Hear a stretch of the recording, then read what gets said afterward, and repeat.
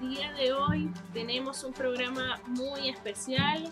Hemos querido dedicar y generar en este espacio un espacio de debate para resaltar, recordar y ayudar a conocer la importancia de los aportes de nuestro libertador Simón Bolívar desde el punto de vista geopolítico, no solo para la construcción, ¿no?, de lo que es ese concepto de venezolano de la diplomacia bolivariana de paz, sino para entender, ¿no?, la dimensión amplia, compleja de la propuesta geopolítica bolivariana y la vigencia que tiene ahorita en pleno siglo XXI, cuando estamos atravesando pues grandes turbulencias a nivel internacional, grandes retos y desafíos, y en donde es cada día más necesario aferrarnos a nuestros principios históricos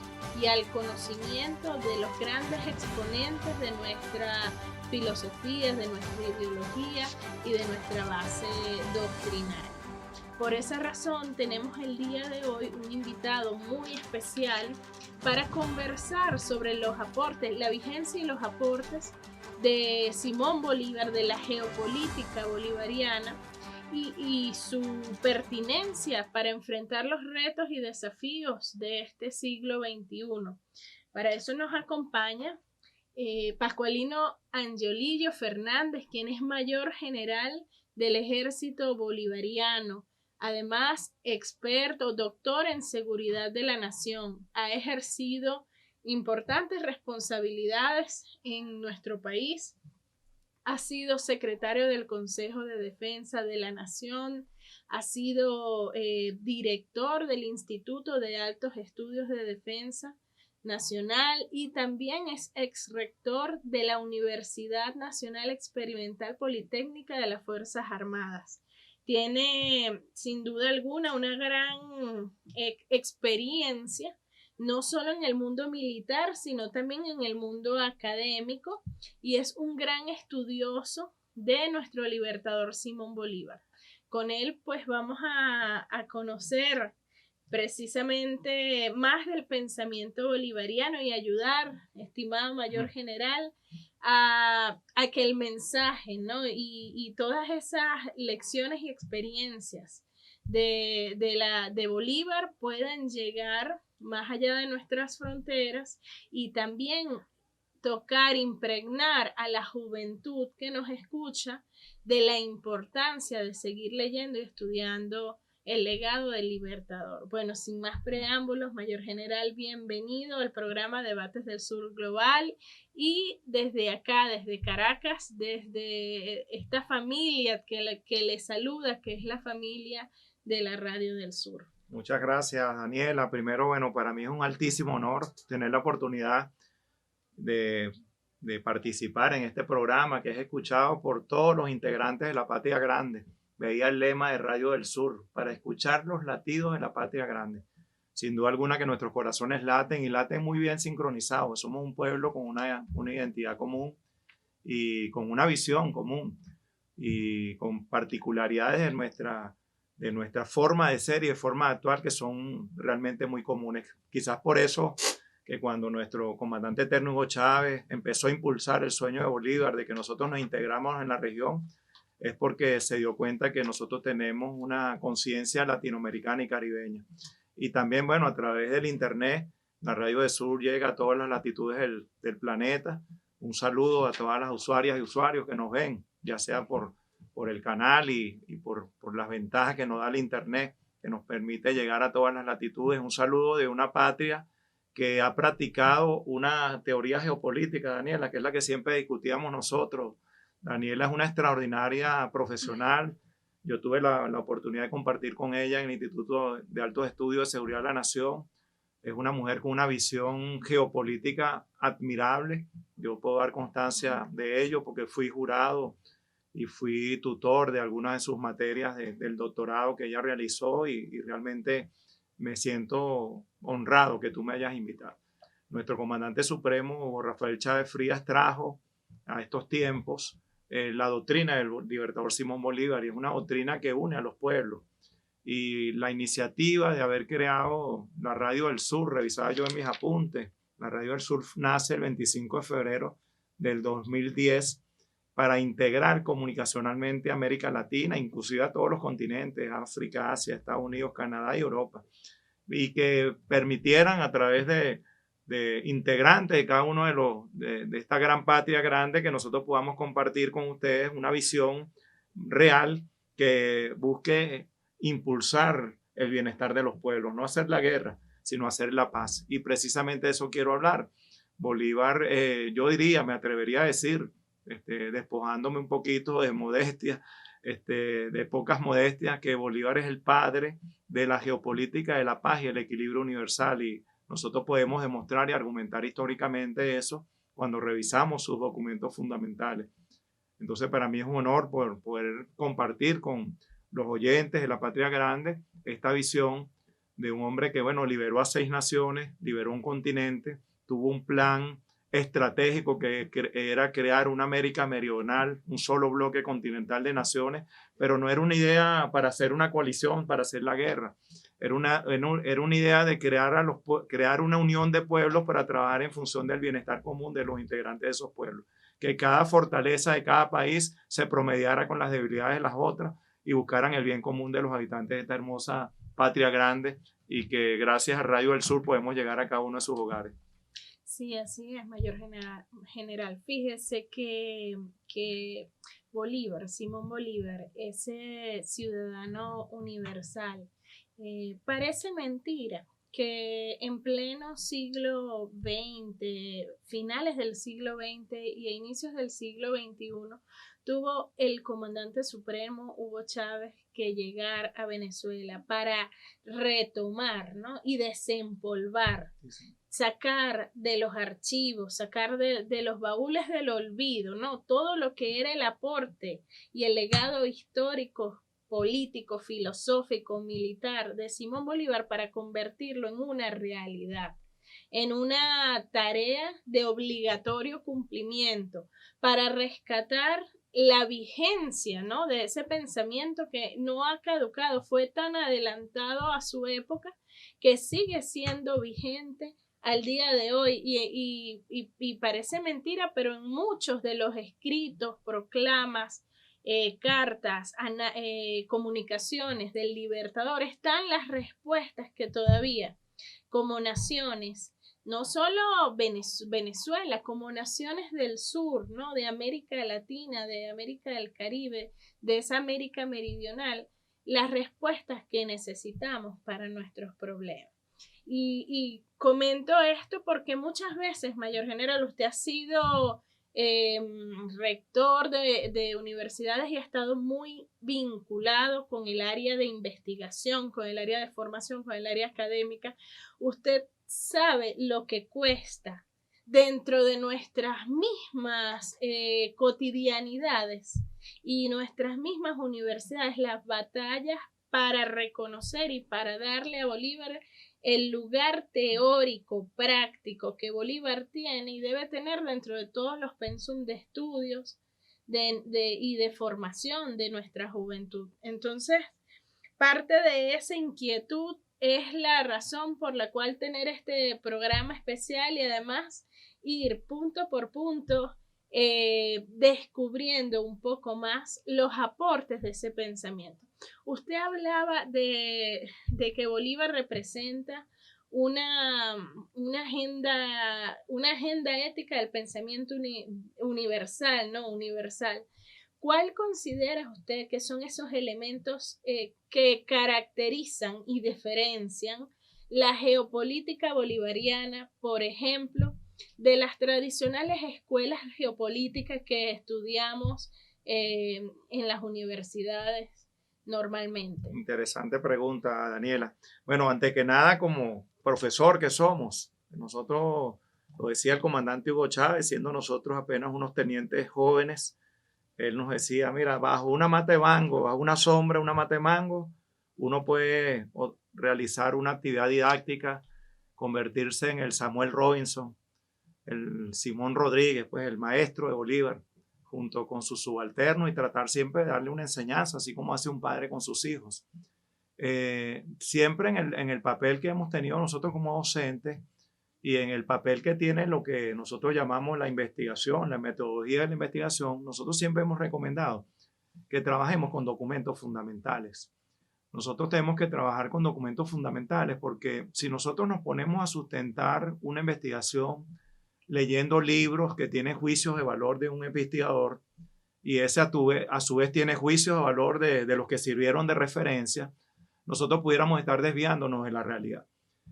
A mí me fascina mucho recomendarle a los estudiantes que siempre partan de los documentos fundamentales y apliquen el materialismo histórico, traten de recomponer los acontecimientos que ocurrían en un momento de la historia, traten de revisar lo que escribía el sujeto objeto de investigación en esos momentos históricos, apliquen un poquito la hermenéutica. Bolívar era muy hermenéutico. Ustedes saben que la hermenéutica tiene que ver con el dios Hermes, que es el dios de la comunicación, el mensajero de la antigua Grecia, y decían que, bueno, que siempre en los documentos antiguos existían códigos escondidos prácticamente dentro de los documentos y uno tenía que tener la capacidad de descifrarlo. Cuando uno revisa los documentos fundamentales de Bolívar y aplica ese materialismo histórico, recomponiendo los sucesos que ocurren en el momento que él está elaborando un documento fundamental, uno empieza a entender a Simón Bolívar, porque hay una carga de decepción en ese momento, una carta, porque hay una carga de tristeza en el momento que hace su última proclama, quizás por la traición, quizás por una serie de sucesos, y uno va entendiendo mucho más el pensamiento de Bolívar. Cuando aplica la hermenéutica, que considero que está muy presente en sus documentos fundamentales, uno empieza a descubrir códigos que nos dan una idea de la personalidad de Simón Bolívar. Y también nosotros en la época de nuestro comandante supremo, bueno, hacemos los enfoques que tienen que ver con las teorías, el realismo político por un lado y el idealismo político por el otro. Y lo decía yo en la última entrevista que tuve con un conocido escritor que en su página me tuvo la bondad de entrevistarme la semana pasada, que es Daniel Stulin. Yo le decía que Bolívar tenía las dos posturas en algunas oportunidades, pero dependía de los momentos históricos. Bolívar sin duda alguna era un idealista político y su teoría se sustentó en el idealismo político. Vamos a hablar ahorita, que es tu segunda parte de la pregunta. Pero Bolívar también tuvo posturas de realismo político puro. Cuando dictó el decreto de guerra a muerte, españoles y canarios, contar con la muerte, bueno, estaba asumiendo una posición de que los intereses de su proyecto por encima de cualquier cosa. Pero después dictó pauta junto con Antonio C. de Sucre, cuando se convirtió el padre del arbitraje, cuando, bueno, se paseó, y yo lo decía y lo vuelvo a repetir en este programa, hay un poeta anónimo que se expresa de Bolívar dando esas dos posturas, como por realismo e idealismo, ¿no? Diciendo en su primera parte del verso, dice que cuentan que tú en su faz lo que salva y lo que aterra, rayos de muerte en la guerra y arcoíris en la paz. Entonces Bolívar asumía las dos posturas. Ahora, cuando uno analiza ya de otro punto de vista los documentos fundamentales, uno se pudiera atreverse a decir que Bolívar es el padre de la geopolítica de la paz y el equilibrio universal en América Meridional. Y bueno, hay documentos que comprueban eso, y lo podemos discutir ahorita a lo largo del programa. Creo que tenemos tiempo para poder argumentar sobre eso. Y lo mismo debe estar ocurriendo en el resto de los países que integran este hermoso continente de la patria grande, donde sus próceres y libertadores, cuando nosotros vamos y buscamos sus documentos fundamentales, nos damos cuenta que realmente quizás la visión de muchos historiadores que quizás cumplían con una misión de desviarnos de la verdad. Para nosotros tener un futuro promisorio tenemos que conocer nuestro pasado y tenemos que tener un buen diagnóstico del presente. Si tú desvías la retrospectiva de la gran riqueza patrimonial y cultural histórica que puede tener un país, tú pudieras estar desviando entonces ese futuro promisor. Un comentario, por ejemplo, en el encuentro de Bolívar y San Martín. Hay historiadores que dicen que en el encuentro de Bolívar y San Martín estaba molesto con Bolívar porque Bolívar había llegado a Guayaquil primero y él quería libertar Guayaquil. Todo eso es falso. Esas son elucubraciones que hacen los historiadores persiguen que los pueblos no se integren. Yo por el contrario, cuando yo reviso documentos fundamentales sobre esos dos grandes hombres, el libertador San Martín, que iba liberando desde el sur hacia el norte, y nuestro gran libertador Simón Bolívar, que llevó su campaña hacia el sur, y se encontraron los dos. Ese encuentro, como muchos dicen y escriben que fue un desencuentro, no fue un desencuentro. Para mí fue el encuentro de dos estrategas con una visión geopolítica extraordinaria, los cuales perseguían un fin. Perseguían demostrarle a esa colonia española, esos realistas que todavía estaban en los altos de Cusco replegados, esperando qué es lo que iba a pasar, demostrarles que habían dos libertadores que se habían encontrado en un punto central de Sudamérica, que pudiera llamándose, aplicando esas viejas teorías de la geopolítica, el corazón del continente. Se habían encontrado y bueno, estaban demostrando una disuasión que buscaba la paz y el equilibrio, buscaba la liberación de América, de la colonia europea, pero también buscaba la paz y el equilibrio y el bienestar de los pueblos. Entonces, es importante que nosotros hagamos la revisión de los documentos fundamentales. Yo me traje algunos apuntes para discutir en el programa que sustentan esa postura de Bolívar. No sé si tú quieres más o menos que ya entremos en materia. Sí, bien. Vamos a entrar en materia enseguida, pero justo al regresar de la primera pausa, mayor general, que debemos hacer. Y ustedes, amigas y amigos, síganos acompañando. Ya regresamos. Amigas y amigos, estamos de vuelta en Debates del Sur Global, conversando con el mayor general vasconino Emilio Fernández sobre los aportes y la vigencia del pensamiento geopolítico del libertador Simón Bolívar, la vigencia en la actualidad. Estamos desmitificando a Bolívar también en gran medida y reviviendo y retomando y resaltando todos esos aspectos que tenemos que tener allí a mano para enfrentar los retos y desafíos al día de hoy. O sea, Bolívar, mayor general, muchos a veces yo siento que quieren hacer ver a Bolívar como que sí él planteó un proyecto utópico, o como sencillamente un hombre que propugnaba unas ideas muy legítimas, pero que solo se manejaba en el idealismo político y que no era posible traer esas ideas a la realidad. Parece mentira, pero en el ámbito académico esto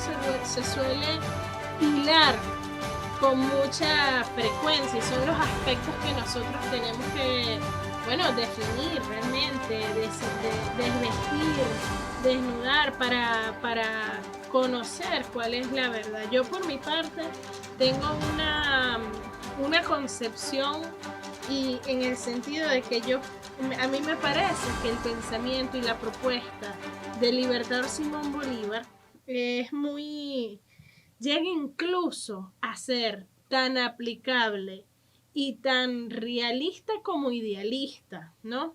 Incluso pudiera catalogarse en algunos aspectos de pragmática. Y esto es polémico, ¿no? Porque el pragmatismo estamos acostumbrados a verlo asociado a lo utilitarista, porque el pragmatismo viene de Jeremy Bentham y nace de la mano del utilitarismo. Pero no, me refiero a pragmatismo como búsqueda e implementación de soluciones prácticas a problemáticas comunes y complejas. En ese aspecto Bolívar se perdía de vista, porque cuando él hacía los planteamientos, por ejemplo, que tenemos en el Tratado de Unión, Liga y Confederación Perpetua, cada uno de los artículos del tratado, realismo puro. Él plantea de una forma muy práctica la solución a problemas complejos, no solo de ese momento de las nacientes repúblicas, sino a problemas complejos futuros que tendrían que enfrentar esas repúblicas. No sé qué opina usted. Es bien interesante. Yo recuerdo mi época de estudiante en la maestría de altos estudios de seguridad de la nación. Mi tesis doctoral era la UNASUR, Alianzas Estratégicas.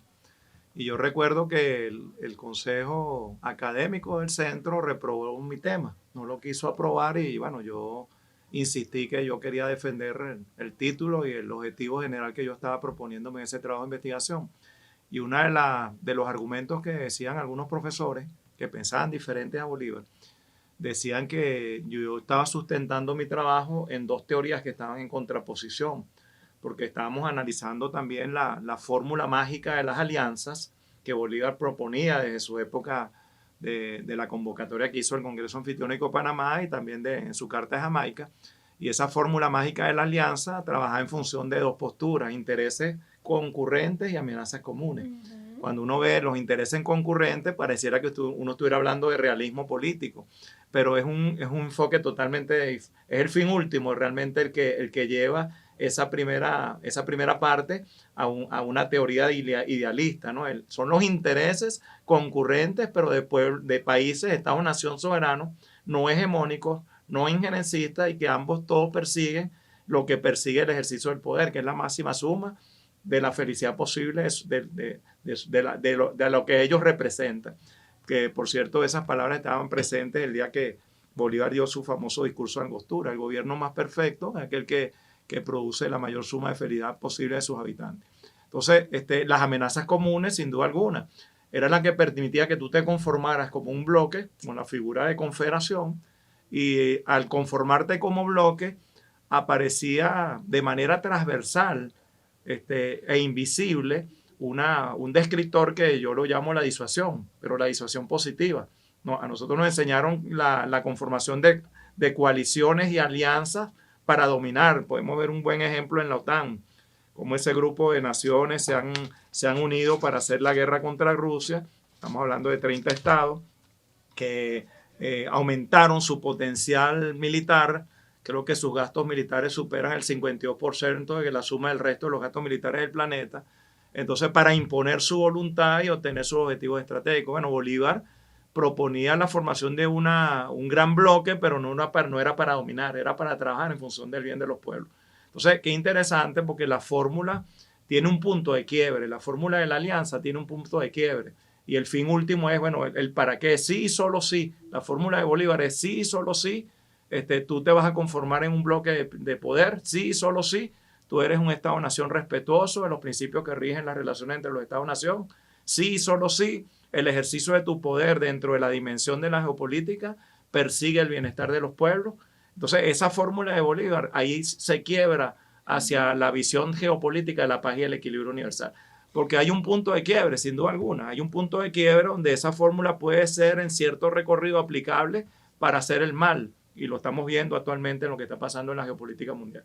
Bueno, y tiene razón. Fíjense que, general, cuando usted habla de la geopolítica de la paz y el equilibrio universal como parte de la propuesta ética de nuestro libertador Simón Bolívar, es que él no solo proponía, tenía una visión eminentemente geopolítica, como estamos acostumbrados a ver de la geopolítica tradicional, que fue una geopolítica concebida para la dominación. No, el planteamiento ético subyacente de la visión geopolítica bolivariana es que es una geopolítica para la liberación de los pueblos y para garantizar, como usted mismo habla, la construcción de un sistema internacional en donde fuese posible que las relaciones entre los países se dieran de forma armónica y existiera la paz. Todas las propuestas que estaban orientadas por el libertador de cómo debía constituirse el mundo que estaba naciendo, ¿no? Porque el mundo se estaba complejizando mucho más con el nacimiento de las nuevas repúblicas, y además él advertía que el mundo se estaban conformando grandes bloques de poder en el norte, y que para que ese equilibrio se pudiera generar tenía también el sur que construirse grandes bloques de poder que ejercieran pues un contrapeso a esa hegemonía, ¿no? Entonces es una visión éticamente opuesta a la visión que ha promovido estas potencias occidentales al momento de concebir y consolidar el sistema internacional, el orden mundial que tenemos actualmente. Ahora, Mayor General, a nivel de los textos fundamentales, usted nos recomendaba al inicio siempre ir a ver a Bolívar, buscar a Bolívar a través de sus textos fundamentales de forma directa. Sería bueno si nos puede recomendar, ¿no? Claro. Hacer una guía, cómo estudiar a Bolívar, cómo entender a Bolívar, cuáles son esos textos fundamentales. No tanto para nosotros, que como pueblo venezolano podemos estar mucho más sensibilizados con este tema, pero también para el mundo que nos escucha.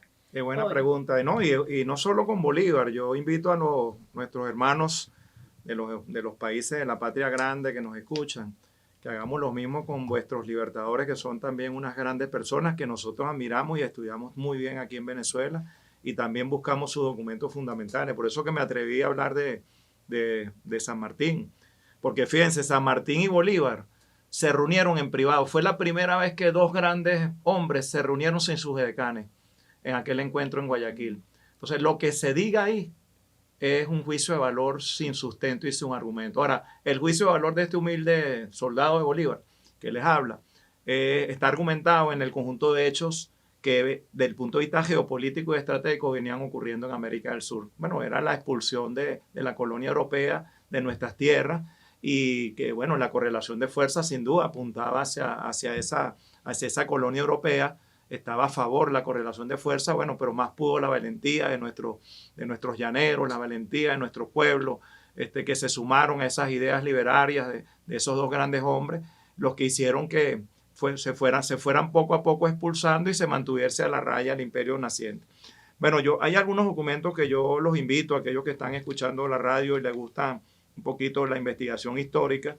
Y yo les decía también que es injusto que a Bolívar se le quite la paternidad de ser padre del idealismo político y se le trate de entregar a un presidente norteamericano que en el momento de una de las guerras mundiales, en su discurso de los 14 puntos, simplemente uno de esos puntos dijo que había que evitar que los Estados-nación entraran en guerra, cuando ellos eran los que hacían la guerra. Es bien irónico el tema, y había que, bueno, crear una sociedad, un organismo internacional que evitara que las naciones cayeran en guerra, cuando ya Bolívar para 1815 hablaba de la creación prácticamente de una sociedad de naciones.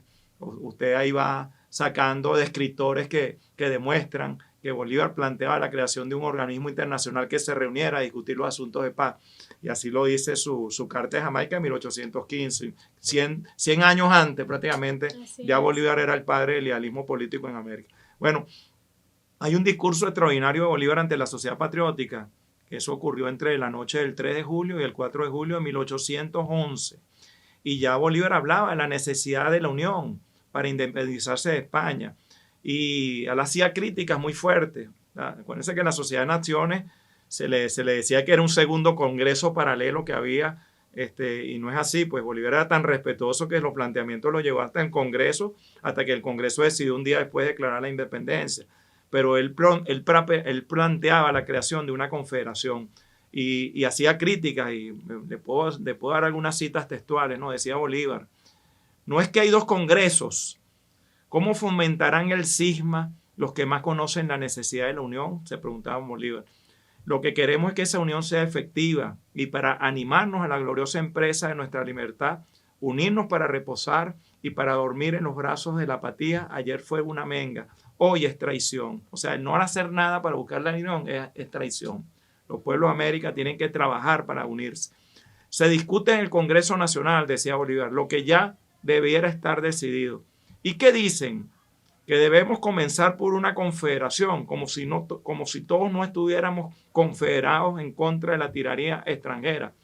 Que debemos atender a los resultados de la política de España.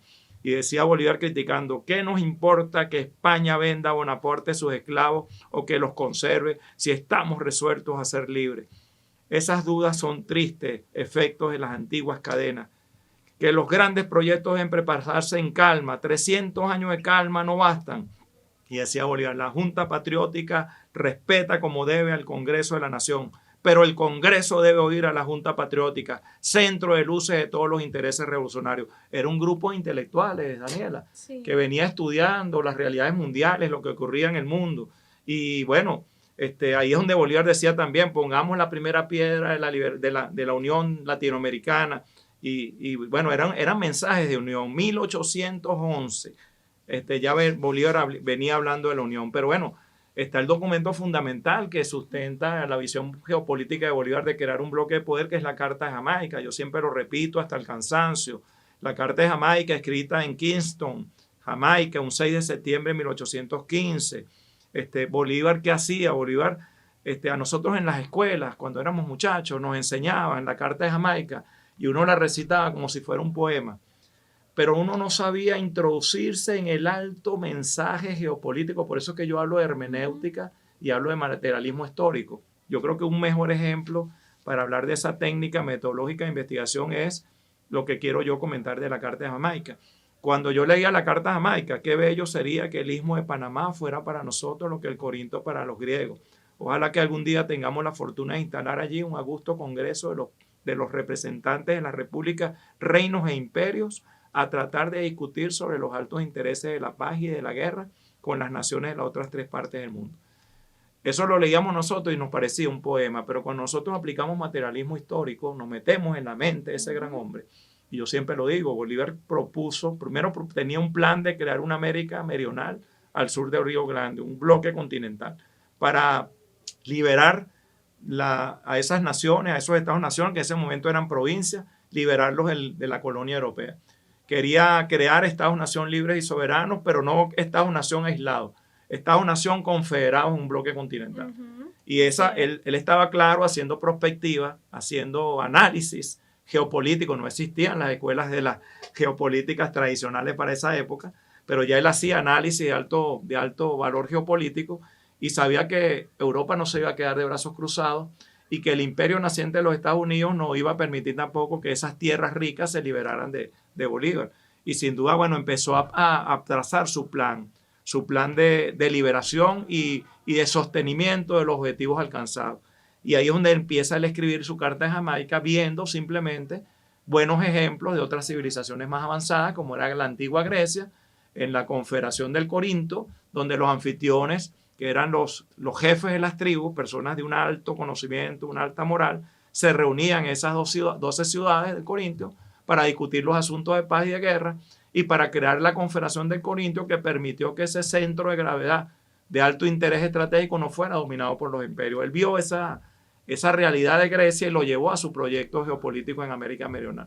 Por eso que años después, cuando convoca el Congreso Anfitriónico de Panamá, le pone el nombre anfitriónico, porque se inspira en esa forma de gobierno que tenían las antiguas civilizaciones griegas y que logró que el corintio griego no fuera dominado por los imperios del momento. Él lleva ese proyecto a nuestros tiempos. El profesor Henry Nava, que tú bien conoces del Instituto de Altos Estudios, habla de resemantizar, conocer la semántica de un descriptor y traerlo a estos tiempos. Y vemos que sí, el pensamiento de Bolívar está más vigente que nunca, porque si nosotros vemos el resultado del Congreso Anfitriónico de Panamá, los historiadores decían que había sido un fracaso. Y si nosotros tratamos de buscar qué salió del Congreso Anfitriónico de Panamá, y es una humilde recomendación que le doy a las usuarias y los usuarios que están escuchando el programa, uno tiene que buscar bien los documentos fundamentales porque a veces los esconden. El Congreso de Panamá, la mayoría de los libros que encontramos en nuestra patria, los historiadores decían que había sido un fracaso, cuando no fue así. Nosotros logramos, qué difícil es, Daniela, conseguir el Tratado de Unión, Liga y Confederación Perpetua, firmado como producto de las sanciones del Congreso Anfitriónico de Panamá, que fue convocado en 1824, pero que empezó a sesionar 2 años después, 1826. Correcto. No se conseguía el resultado de ese Congreso, escondían el resultado del Congreso. Y el resultado del Congreso era la firma de un tratado. No fue Bolívar a Panamá, mandó a su mejor representante diplomático, Pedro Waldo, Agual, disculpe. Sí, porque era un congreso plenipotenciario. Eran embajadores plenipotenciarios que iban a ser enviados a reunirse en Panamá con las Provincias Unidas de Centroamérica y Cundinamarca. Pero igual se trajo de las sesiones de ese congreso, que empezaron en junio y finalizaron en julio, se trajo la firma de un tratado de unión, liga y confederación perpetua, que lo vamos a hablar en lo que queda del programa, que prácticamente fue un documento disuasivo, tiene muchos elementos que parecieran de teoría de realismo político puro, porque es un documento muy disuasivo desde el punto de vista militar, pero es simplemente la conformación de un bloque de poder que iba a garantizar que los países poderosos no respetaran la independencia y la libertad de esas naciones recién liberadas por Bolívar. Entonces yo pienso que ese tratado fue lo que garantizó que Europa no retomara los Estados-nación liberados por Bolívar y que los Estados Unidos de Norteamérica, que en sus intentos de 1823 con la doctrina Monroe, tampoco pudiera posicionarse en lo que ellos llamaban su patio trasero. Ahorita tenemos que descargar la estación y enseguida continuamos con más acá en Debates del Sur Global. Ya regresamos.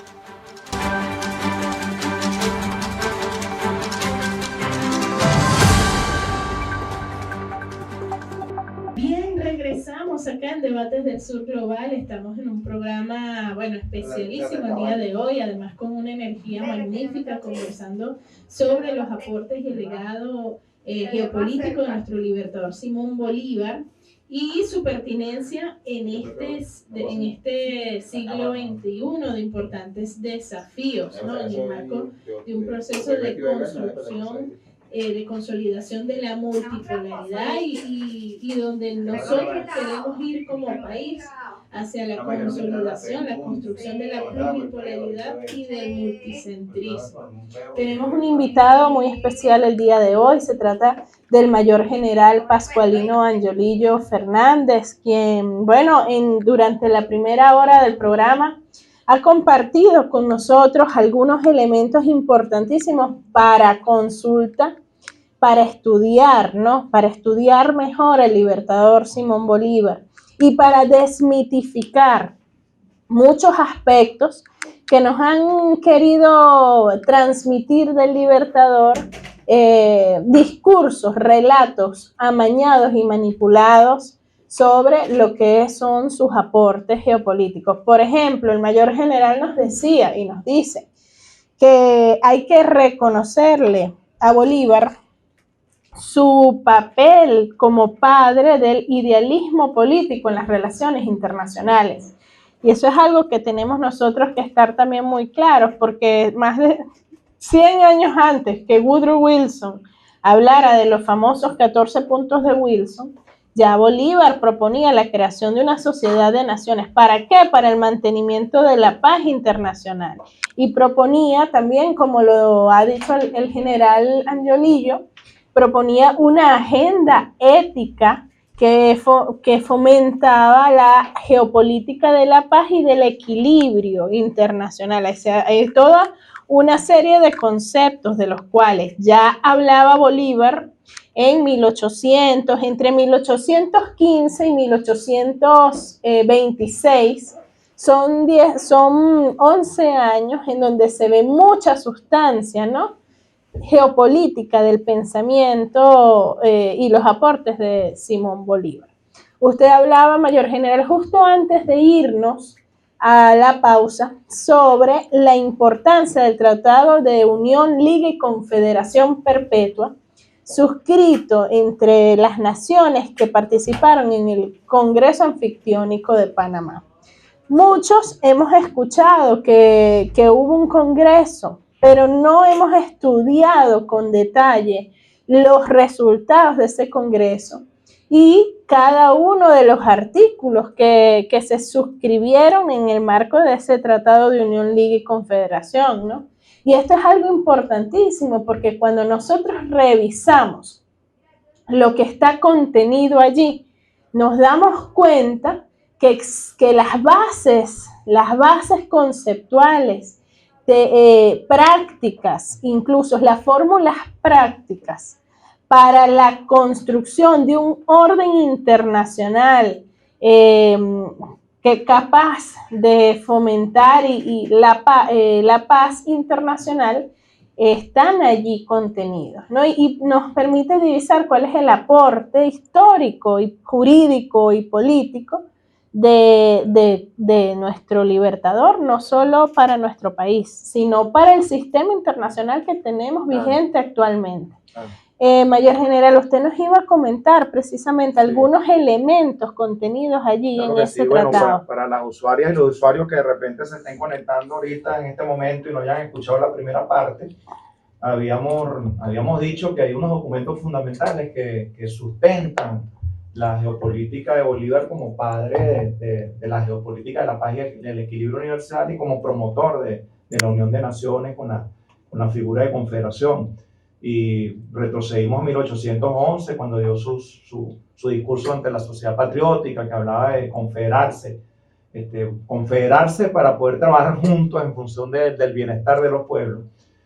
También hablamos de la Carta de Jamaica, que tiene elementos descriptores muy fundamentales que si nosotros lo analizamos con profundidad, aplicando el materialismo histórico, vamos a entender el porqué de esas expresiones.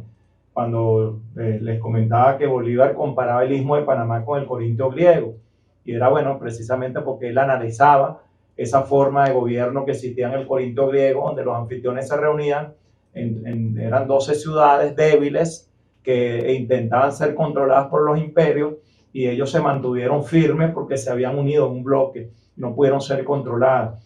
Y bueno, esa figura la trae él a su proyecto de liberación de América Meridional, y también mira un centro de gravedad de interés geopolítico que es el Istmo de Panamá, lo compara con el Istmo del Corintio, y entonces propone que algún día, ojalá que algún día se pudiese instalar ahí un congreso de los representantes de la República, reinos, imperios, a discutir los altos intereses de paz y guerra con las otras tres partes del mundo. Ya ahí prácticamente podemos nosotros tener argumentos que le otorgan a Bolívar ser el padre del idealismo político, o sea, crear una instancia internacional que se ponga de acuerdo para buscar la paz y evitar la guerra. Y bueno, en la Carta de Jamaica no es nada más ese párrafo, nosotros nada más nos enseñaban ese párrafo, pero más adelante él proponía que era una idea grandiosa pretender formar de todo el mundo nuevo una sola nación con un solo vínculo que ligue sus partes entre sí con el todo, ya que muchas de las naciones, así como es donde nosotros nos escuchamos en la Radio del Sur, todos los países que conforman la comunidad de estados americanos y caribeños, el ALBA, la UNASUR, e inclusive los nuevos polos de poder de otros continentes, nosotros también tenemos algunos elementos que si aplicamos la teoría matemática de los conjuntos, existen las posibilidades de que nosotros nos unamos en un conjunto, pues en un grupo, en una cohesión, ya que tenemos un solo origen, una lengua, una costumbre, una religión. Por lo tanto, plantea Bolívar en la Carta de Jamaica que debería existir gobiernos que confederasen esos intereses nacionales de esos estados que hayan de formarse. En ese momento Bolívar criticaba que existían intereses opuestos y caracteres semejantes que dividían América. Y bueno, por eso y también decía que América está encontrada entre sí porque se halla abandonada de todas las naciones y aislada en el medio del universo sin relaciones diplomáticas ni auxilios militares. Fíjense, todo eso lo dice en la Carta de Jamaica. Y él tenía el proyecto de liberar a 6 naciones, quizás a más, pero logró liberar 6 naciones en la colonia europea. Y él, bueno, en 1824, ya estando investido como jefe supremo del Perú, 2 días antes de la batalla de Ayacucho, él convoca el Congreso Anfitriónico de Panamá, le pone anfitriónico precisamente porque operacionaliza esa visión que él ya había escrito en su carta de Jamaica. Y bueno, convoca el Congreso Anfitriónico de Panamá un día 7 de diciembre de 1824, y bueno, las Provincias Unidas acuden a esa convocatoria, Centroamérica con Dinamarca. La Provincia Unida de Río de la Plata no asistió porque habían operaciones del imperio para generar dudas. El imperio se autoinvitó, Estados Unidos asistió sin estar invitado a la fiesta, trató de sabotear el Congreso o ver en qué andaba ese gran hombre convocando a las Provincias Unidas. Y bueno, los historiadores dicen que el Congreso Anfitriónico de Panamá, muchos historiadores decían que era un fracaso. Nosotros cuando empezamos a buscar con grandes dificultades los documentos que ahí salieron, uno de ellos fue el Tratado de Unión, Liga y Confederación Perpetua, porque ustedes saben que el Congreso se convoca en 1824, pero sesiona 2 años después. Y bueno, se envían los ministros extraordinarios y plenipotenciarios, Bagual representación de Bolívar. Igual logra traerse el tratado firmado de Unión, Liga y Confederación Perpetua, y más o menos dice así el tratado. Fíjense ustedes si no es una acción que demuestra con hechos contundentes el interés de Bolívar de crear bloques de poder para poder trabajar en función de la paz universal y el equilibrio del universo. El artículo 2 dice: el objeto de este pacto perpetuo será sostener en común defensiva y ofensivamente, si fuera necesario, la soberanía e independencia de todas y cada una de las potencias confederadas de América, de toda dominación extranjera, y asegurarse desde ahora y para siempre los goces de una paz inalterable, promover al efecto la mejor armonía y la buena inteligencia entre los pueblos, ciudadanos y súbditos, respectivamente, como con las demás potencias con quien debe mantener o entrar en relaciones amistosas. Fíjense la visión del tratado, pero el tratado tiene unos artículos un poco más fuertes desde el punto de vista militar, que si un país de la Confederación es atacado por una potencia extranjera, todos los países de la Confederación acudirán en su auxilio. Los países intermedios harán facilidades de puertos y aeropuertos para que los pertrechos militares acudan con prontitud, pero ahí es donde yo hablo del enfoque disuasivo. Fíjense, es la disuasión aplicada para un fin positivo. O sea, porque esa disuasión existe porque existe un actor irracional. Así como ahorita tenemos nosotros en el panorama mundial un actor irracional con sus aliados tradicionales, Estados Unidos y sus aliados tradicionales, conformados en organismos militares para hacer la guerra, o una desproporción de poderío militar para imponer sus arbitrarias agendas injerencistas. Bueno, Bolívar también percibía que Europa no se iba a quedar de brazos cruzados cuando él lograra en su proyecto estratégico de liberación lograr liberar a esos países dominados por la colonia, y también identificar desde esos tiempos que el imperio estaba empezando a nacer y que tenía pretensiones en nuestro territorio. Entonces era necesario no solo acciones desde el punto de vista de estrategia militar, de liberar campañas y batallas para liberar a las naciones, sino también que tenían que subirse a la dimensión de la geopolítica internacional. No existían las escuelas de la geopolítica en aquel entonces, pero él aplicaba con mucha inteligencia que eran necesarias acciones supranacionales, claro, para lograr que esas potencias cuya correlación de fuerza era muy superior a la que tenían esos países que se estaban liberando y que querían ser independientes, libres y soberanos, bueno, había que mantenerlos en la raya. Y una forma de hacerlo era conformar bloques de poder como lo hicieron los anfitriones de Corinto Griego. Sí, él veía la vulnerabilidad de nuestras nacientes repúblicas para preservar, ¿no?, la independencia que acababan de conquistar. Esa era su primera preocupación. Y fíjese, Mayor General, que es tan así que todo esto lo idea con acciones y soluciones prácticas, ¿no? Como lo que usted acaba de citar, del tema de los puertos, de los aeropuertos. O sea, son cuestiones absolutamente prácticas y realizables.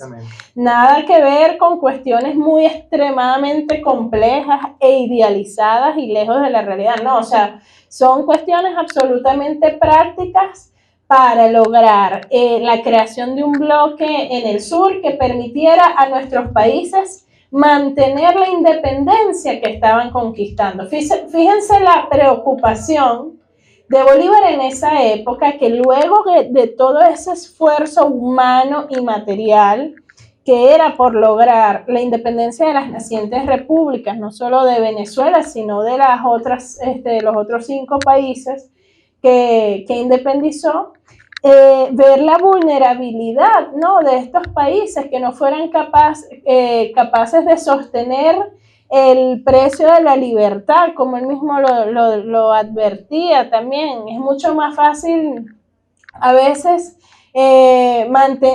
soportar el yugo de la tiranía o de la esclavitud que pagar los sacrificios que la libertad y la independencia demanda. Entonces era todo un esfuerzo concebido en esa dirección. Hay un libro, Mayor General, muy bueno y muy práctico, yo siempre lo recomiendo porque se lee muy rápido, es Bolivarismo y Monroísmo, de un autor colombiano, un historiador experto en Bolívar, que se llama Indalecio Liévano Aguirre, en donde él relata con meridiana claridad y además de una forma muy fácil de leer la correspondencia, por ejemplo, y todo lo que fue la correspondencia diplomática, las instrucciones dictadas por Bolívar mientras construía, ¿no? Ideaba y organizaba el Congreso Anfictiónico de Panamá.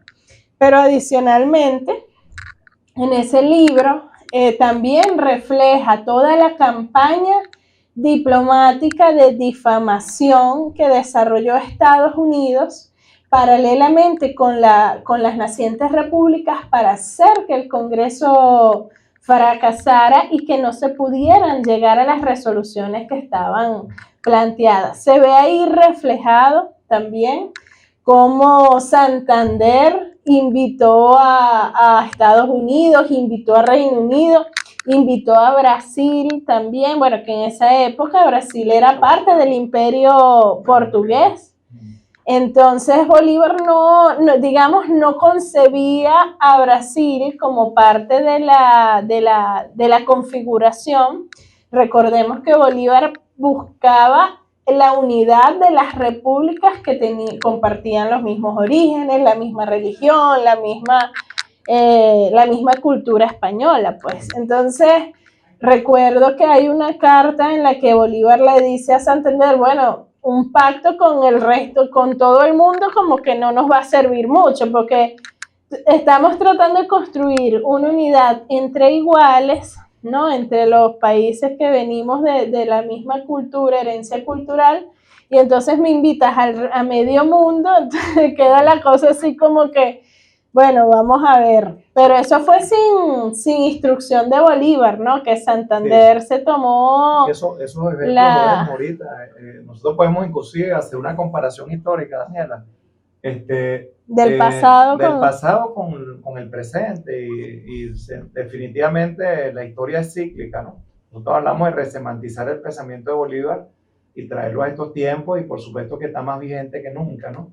Pero fíjate, nuestro comandante eterno de la Revolución Bolivariana y nuestro presidente obrero, que fue durante muchos años su canciller, bueno, lograron tomar de esa doctrina de Bolívar, tomar las líneas gruesas en materia de geopolítica internacional y la plasmaron en un título en nuestra Constitución Nacional junto con el pueblo. Y no solo la plasmaron en un título, sino que la han venido operacionalizando en el día a día del ejercicio del gobierno y de la geopolítica internacional, de la política exterior. Y sin duda alguna, el pensamiento de Bolívar está más vigente que nunca.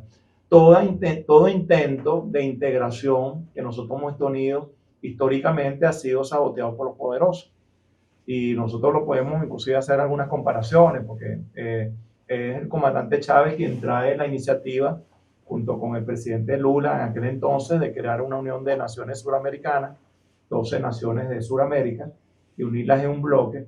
Cuando uno hace una línea de tiempo, y a aquellos que le encanta aplicar retrospectiva, uno hace una línea de tiempo y uno se da cuenta de una serie de acciones de fragmentación, de pelea, de promoción de las discusiones, las peleas y los conflictos que se dan con actores internos que pueden ser actores de cooperación del Imperio de los Estados Unidos cuando se trata de desarrollar una iniciativa de integración. Yo recuerdo, por ejemplo, UNASUR, cuando se estaba proponiendo el estatuto fundacional de la UNASUR y sobre todo la creación del Consejo de Defensa Suramericano. En Perú estaba un presidente que era Alan García, y bueno, Alan García llevó al Congreso un viejo diferéndum territorial que ponía en conflicto a Perú con Chile. Se están reclamando, creo que eran 32.000 kilómetros de derecho de mar territorial, y él llevó eso a La Haya, ¿no? Por supuesto es un derecho soberano de nuestros hermanos peruanos de reclamar sus derechos en el territorio, pero lo que llama la atención es el momento, porque se plantea con mucha fuerza en ese momento. Lo mismo ocurría con Colombia y Ecuador, que ocurrió la persecución del líder de la FARC, Raúl Reyes, y las Fuerzas Armadas de Colombia. En aquel gobierno se violaron la frontera con una persecución en caliente y se generó un conflicto entre Ecuador con Colombia. También recuerdo que en esa época fue la época donde las grandes transnacionales inglesas se les ocurrió, así como se le están ocurriendo ahorita a las transnacionales, venir a explorar la plataforma continental de las Malvinas, lo mismo que está ocurriendo ahorita con nuestro territorio selectivo venezolano, que se está tratando de respetar lo que es el derecho del mar, de esa proyección de ese territorio que históricamente es Venezuela y que está ahorita bajo las líneas de un acuerdo internacional, y por lo tanto no puede haber ninguna empresa transnacional que esté explotando recursos porque estarían irrespetando el derecho internacional. Bueno, eso ocurría también en el momento que estamos tratando de integrarnos dentro del bloque de la UNASUR. Recuerdo también que había un conflicto entre Uruguay y Argentina por el conocido conflicto de las papeleras. Y bueno, había una serie de hechos que, bueno, en Guyana se estaba intentando instalar una estación de lanzamiento de satélites geoestacionarios al margen izquierdo del territorio Esequibo. También se estaba intentando crear una empresa, una planta hidroeléctrica de producción, utilizando mucha del caudal de aguas que está en ese hermoso territorio. Y bueno, hubo bastante presión a nivel de geopolítica internacional y bueno, nuestro comandante eterno, junto con los organismos internacionales, se logró que Guyana desistiera de esos intentos de perturbar un territorio que estaba bajo el Acuerdo de Ginebra. Bueno, eso ocurre cuando hay cualquier iniciativa de integración. Se trata de evitar que se integre un bloque de poder, porque sin duda alguna ese bloque de poder va a tocar los intereses del actor hegemónico. Es tan fuerte la resistencia de los Estados Unidos y sus aliados que nuestro comandante supremo, Hugo Chávez, junto con Fidel Castro y Evo Morales, también propusieron la creación de otra iniciativa como era el ALBA, y también al final la iniciativa más completa, que era la CELAC. Veíamos en la región 3 círculos concéntricos de integración que de alguna manera uno que otro se compensaba cuando había una pérdida de correlación de fuerza. Era el crecimiento concéntrico de mecanismos de integración dentro de la región. ¿Qué hizo nuestro comandante eterno, además de integrarnos como región? Porque ese es el otro paradigma que logramos romper en nuestra patria. Nosotros pensamos que la integración nada más podía ocurrir en lo económico y bueno, logramos entender que la integración en todos los ámbitos, y que pensamos que la integración podía ocurrir en lo regional, y nos dimos cuenta que nosotros nos podemos integrar con otro país que esté del otro lado del océano Atlántico o del océano Pacífico, que los mares no son obstáculos, son vasos comunicantes. Y bueno, y empezó a hablar nuestro comandante eterno de aquella palabra tan compleja como son los nuevos polos de poder. Y en esos nuevos polos de poder nos dimos cuenta que nosotros también podemos integrarnos con países lejanos. Y la fórmula era la misma fórmula de Bolívar. Al nosotros integrarnos, nosotros estamos haciendo concurrir nuestros intereses nacionales en procura del bienestar de los pueblos, pero también nos integramos para defendernos a la hora que una amenaza afecte ese bienestar. Entonces, de alguna manera, la disuasión positiva, garante de la paz y el equilibrio, está presente ante la presencia del actor irracional, que es una variable incontrolada, que no podemos nosotros controlar. Entonces tenemos que utilizar el descriptor disuasión positiva, garante de paz y equilibrio ante la presencia del actor irracional, para que entonces no pueda cometer sus arbitrarios objetivos estratégicos de querer imponer su voluntad en un lugar donde ellos necesitan los recursos, necesitan los espacios estratégicos. Y bueno, sí está más vigente que nunca la fórmula de Bolívar. Y la fórmula de Bolívar en estos tiempos, como tú lo dijiste, se llama multilateralismo y pluripolaridad. Sí, de hecho, Mayor General, lo vemos también recientemente cuando muere el comandante supremo y eterno Hugo Chávez, y estamos lidiando acá en nuestro país por superar esa gran pérdida. Seguimos adelante construyendo con nuestro presidente Nicolás Maduro. Vemos que Estados Unidos lo primero que acciona en la región es la paralización por completo de todas estas plataformas de integración y de cooperación que se habían promovido durante el gobierno del comandante Chávez. De hecho, vemos el ataque a la UNASUR, el ataque directo, y cómo lo hacen, por supuesto, atacando a nuestros países, atacando a Venezuela, atacando a Brasil, promoviendo golpe de Estado en Brasil, allí paralizas la UNASUR y atacas el BRICS de forma directa.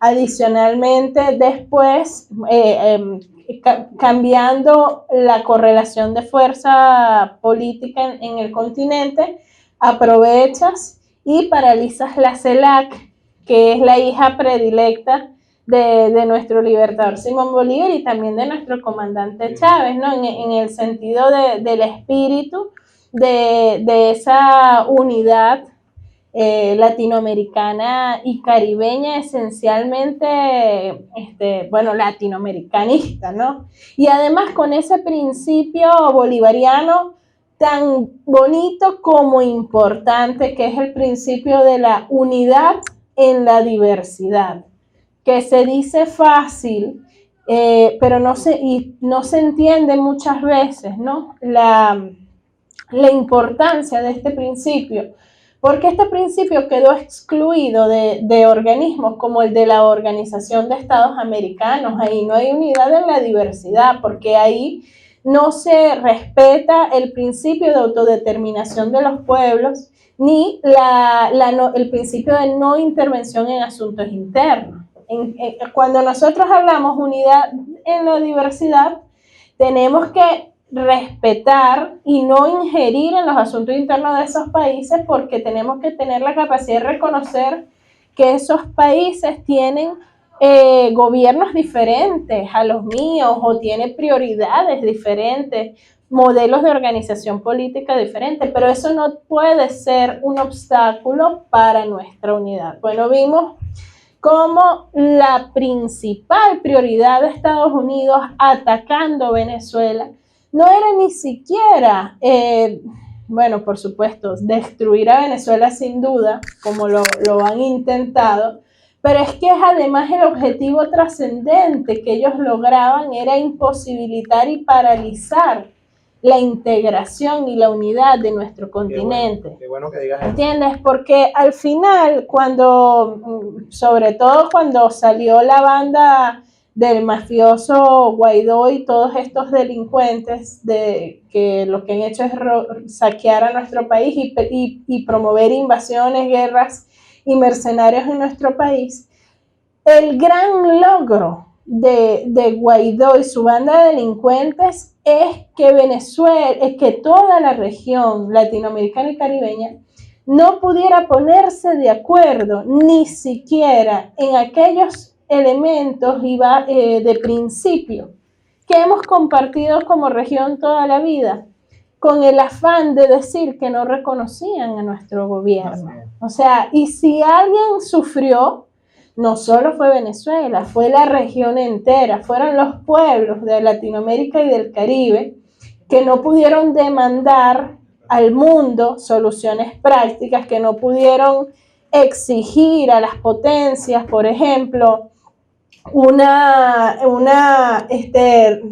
redistribución de los recursos, que no pudieron acceder a salud, a educación para el cumplimiento de los objetivos de desarrollo sostenible, que no podíamos ni siquiera demandar nada en los debates globales, porque era imposible, porque Venezuela era precisamente eso, la estrategia de desunión y desintegración de todo nuestro continente. Fíjate que Bolívar, casualmente el Manifiesto de Cartagena de Bolívar, que es otro documento que yo invito a que lo estudien, lo revisemos.